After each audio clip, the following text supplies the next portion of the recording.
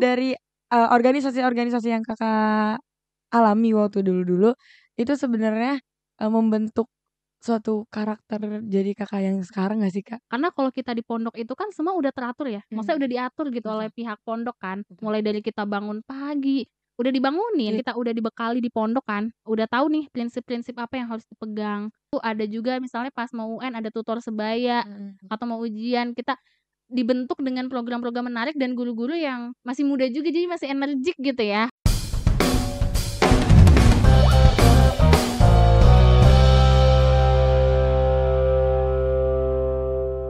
Bismillahirrahmanirrahim. Assalamualaikum warahmatullahi wabarakatuh.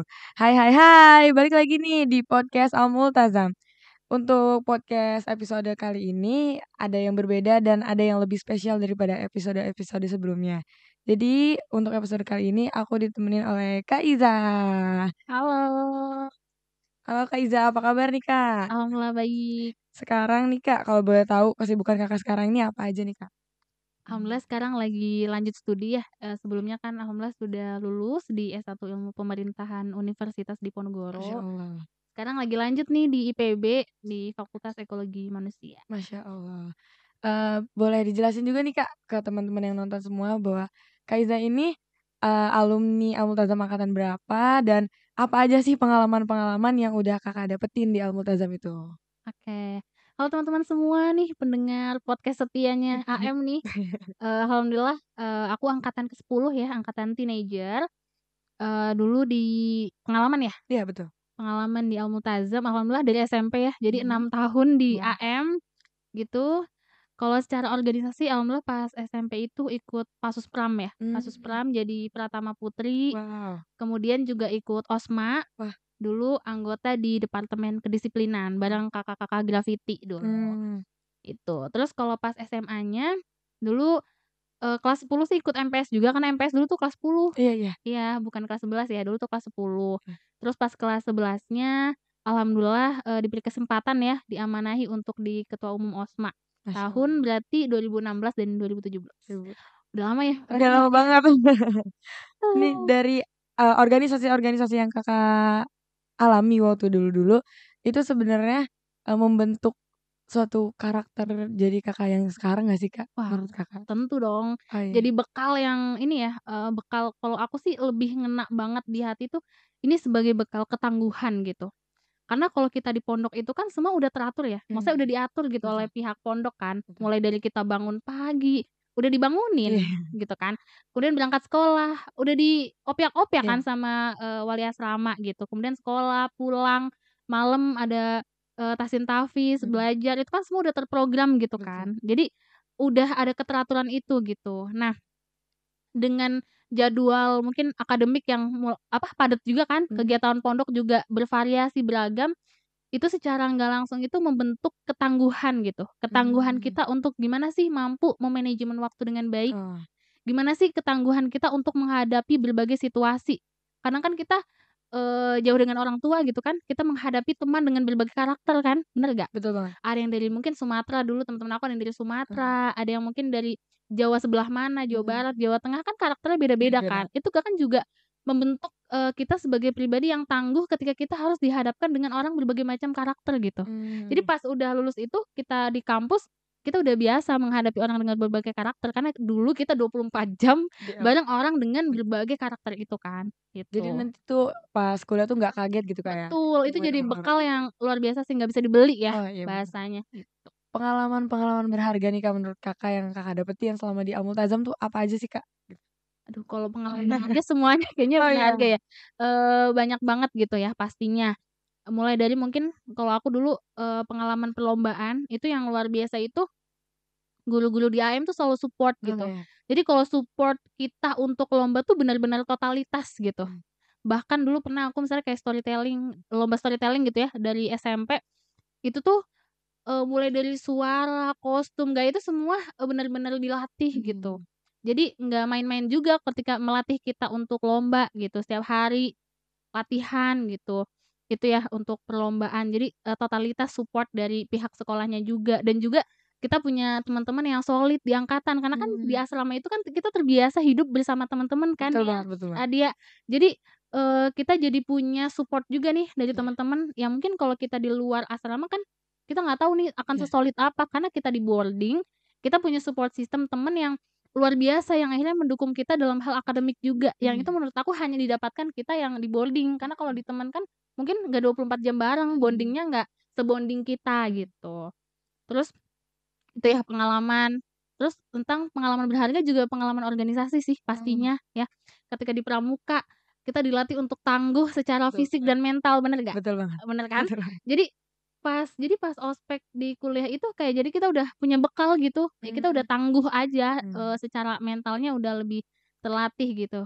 Jadi kalau dulu mungkin pas masih di AM-nya kita suka ngeluh kan, Iya kayak, betul banget. "Aduh capek," gitu. "Aduh capek tuh, apa sih Kakaknya?" Gitu. Iya, Oh tapi gitu. ternyata itu proses ya, Mhm. itu proses yang berharga yang pas udah dilalui itu kayak, "Oh jadi ini ya, Mhm. oh jadi dulu aku ditempa itu agar aku bisa kayak gini ya Mhm. tangguh," itu sih. Jadi ada banyak hikmah yang dilalui itu, pengalaman organisasi itu baik di Bantara gitu kan, kemudian di OSMA, Terus kita dikasih kesempatan untuk manage acara yang besar heeh, kan Kristal itu atau mungkin betul. teman-teman ada yang kesempatan dapatnya Expo. Ekspor, Nah itu kan kita harus bisa menjalin relasi ke sponsor, betul. kita harus bisa komunikasi dengan berbagai jejaring. Mhm. Itu menurut aku skill yang ya sangat berharga banget loh ketika Mhm. kita dikasih kesempatan besar itu sama Al-Mu'tazzam Mhm. kan, nggak semua mungkin sekolah punya mungkin ada tapi, dengan kita di boarding gitu, apa, SDM dan media-medianya kan juga ya udah yang ada di pondok kan. Betul. Kalau mungkin kan orang-orang yang sekolah di luar itu,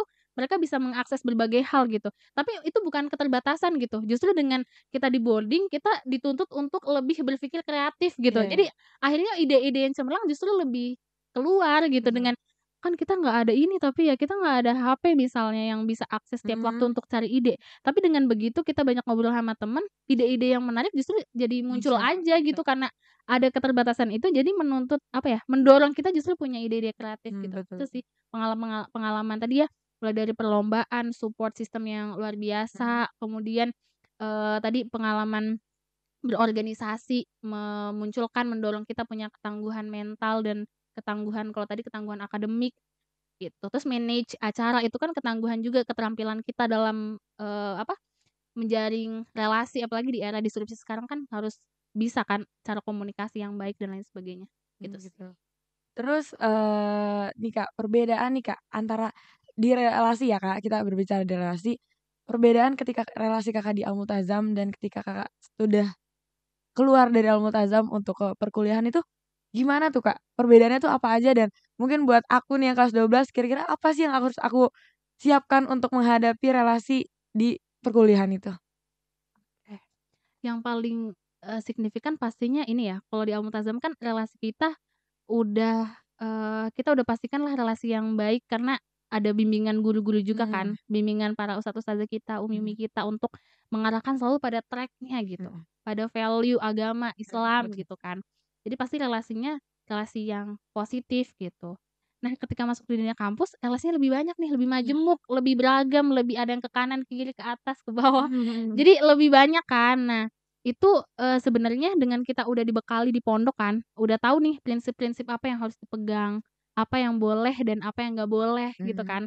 Apa yang mungkin masih bisa kita, kompromikan, apa yang udah nggak bisa nih, udah nggak boleh kompromi. Itu kan kita Mhm. udah diajarin kan selama Mhm. di pondok. Nah, bekal itu adalah bekal yang sangat berharga ketika kita ingin memilih relasi nanti ketika di kampus gitu, Mmm. bahkan pasca kampus juga. Oh. Jadi bekal madal hayah sih Mhm. sepanjang hidup sebenarnya ya. Makanya ketika di kampus itu harus, pilih relasi itu mendekatkan kita pada Allah gitu, Wah, relasi positif gitu. betul. Jadi kalau misalnya nih, di kampus kita ikut organisasi, iya sih organisasinya bagus, misalnya apalagi bisa go internasional Mhm. misalnya, tapi dengan organisasi itu ya, dengan organisasi itu justru menjauhkan kita dari Allah, berarti ada yang salah dengan organisasi Mmm. itu. Sebenarnya itu sih, titik kuncinya ya, titik kritisnya gitu. Jadi, relasi juga harus relasi yang produktif gitu. Mhm. Tapi tadi, relasi produktif adalah relasi yang justru juga mendekatkan kita pada pencipta kita gitu. Mhm. Jadi, mau berkarya seproduktif apapun itu, kita tetap ada pada track-nya gitu, gitu. Itu sih. Jadi, pendidikan yang Kakak jalani di Al-Mu'tazzam itu benar-benar amat sangat berharga Iya, sehingga Kakak bisa sangat, iya, berdiri sampai sekarang dengan betul. Masya Allahnya gitu ya, Kak. Masih belajar, iya.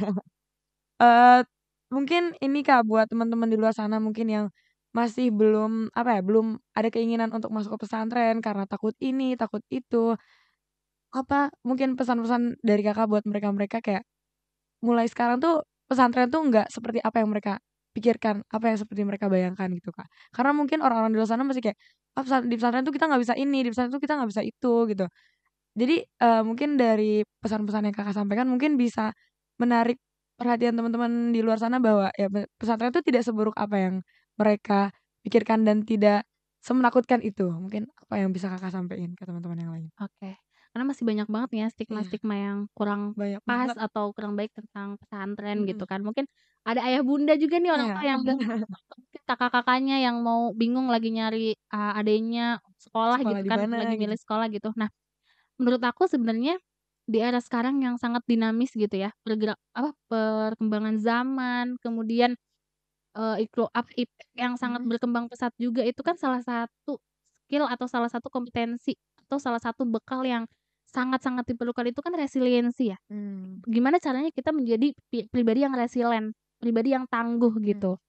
Nah, salah satu yang kemudian bisa mendukung itu sebenarnya adalah kan pendidikan ya. betul. Nah, sekolah kan makanya berperan penting. Nah, Mhm. menurut aku boarding school adalah bentuk sekolah yang bisa dijadikan sebagai alternatif untuk mendorong anak itu punya resiliensi yang tinggi gitu. Mmm, Karena menurut aku di boarding school itu kita punya banyak program yang kreatif dan berkarakter untuk menunjang resiliensi atau ketangguhan itu mhm, gitu. Misalnya nih di sekolah ada berbagai program kan, misalnya ada field trip juga ya, atau mhm, program-program, sekolah, kemudian kalau dulu ada juga misalnya pas mau UN ada tutor sebaya, mhm, atau mau ujian, kita dibentuk dengan program-program menarik dan guru-guru yang masih muda juga, jadi masih energik gitu ya, bahasa kita mah, kayak gitu. Jadi aktif gitu, perlombaan apa juga aktif gitu. Jadi ketangguhan akademik bisa nih mhm. melalui program-program sekolah yang, tadi yang bagus di Terbaik boarding ya, school betul. gitu.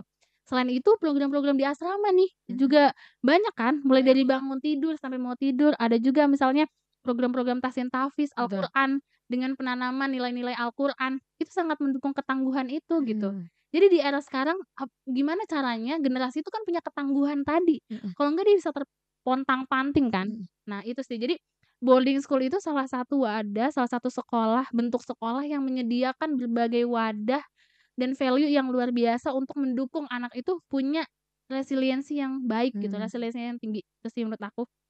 Dan anak SMP, SMA itu kan dia di fase pencarian jati diri ya, Iya, betul banget. betul banget kan? Mhm. Kita kadang masih bingung mau jadi apa Iya, ya, masih bimbang bener juga nggak dia? kadang. Iya gitu. Nah, eee, dengan di boarding school itu, lingkungan anak itu kan lingkungan remaja kita, di SMP atau di SMA itu kan sudah terkontrol dengan baik ya, Betul. lingkungannya baik gitu. Mhm, Kalaupun ada yang nakal-nakal, ada pendidikan karakter yang sudah disiapkan oleh pondok kan, mhm, mhm, sudah disiapkan nih oleh boarding mhm, gitu.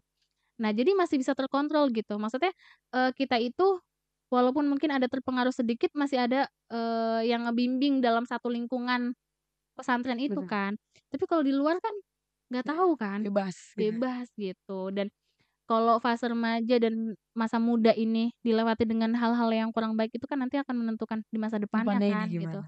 Jadi lingkungan pertemanan yang baik, dulu aku di angkatan juga maksudnya teman-teman pada solid, pada Mhm, support itu ternyata membekas sampai sekarang gitu. Jadi mhm. aku tanpa teman-teman aku juga mungkin nggak bisa jadi sekarang gitu, Bener. itu sih. Jadi kesolidan teman, makanya mungkin di program-program pondok kan juga, mem-bonding gimana caranya antar angkatan itu juga punya kesolidan kan, Mhm, punya apa, ya saling membantu gitu. betul. Itu sangat di fase remaja itu sangat-sangat dibutuhkan dan Mhm. itu ada di pondok gitu menurut aku.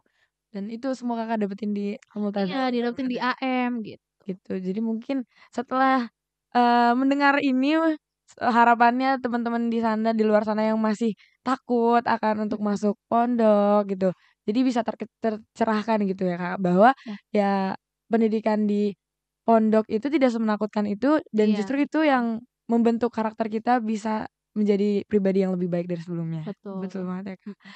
Mungkin, cukup sekian perbincangan kita kali ini, banyak banget manfaat yang bisa kita ambil buat teman-teman semua. Semoga, melalui podcast di episode kali ini mendapatkan banyak juga pelajaran yang bisa didapetin. Terima kasih banyak sebelumnya sama Kak Iza Sama-sama, atas iya. waktunya. Oke teman-teman semua, mungkin cukup sekian untuk episode kali ini, sampai jumpa di episode berikutnya. Bye-bye, wassalamualaikum warahmatullahi wabarakatuh.